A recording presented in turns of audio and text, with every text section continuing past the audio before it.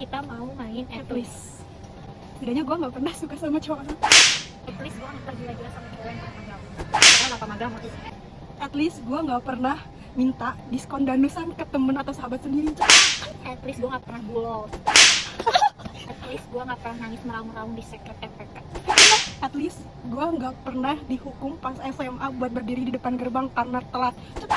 At least gue pas SMA dibebasin mau ikut kegiatan apa aja tanpa dilarang-larang. At least gue daftar organisasi karena niat bukan karena diajak teman. At least pas SMA gue nggak pernah disuruh manjat pagar sekolah sama orang tua sendiri. At least kalau gue ketemu orang tua gak di jalan gak pura-pura gak kenal. At least gue dulu masuk SMA ngikutin prosedur pendaftaran bukan karena orang dalam.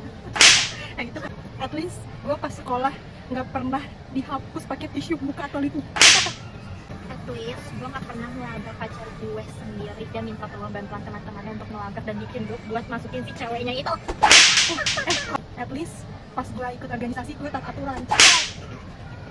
At least gue nggak punya temen cowok atau sahabat cowok yang udah punya cewek terus sahabat cowoknya ini cerita ke gue. Apaan sih? At least gue nggak pernah nyamperin ke rumah cowok yang ada pasti kita disamperin itu sebagai cewek. At least gue kalau ngerayain ulang tahun sahabat gue nggak bikin dia malu. At least gue nggak pernah minta kerjain soal bahasa Arab ke anak pondok yang di pikirannya bakal nilainya 100 ternyata malah remedial.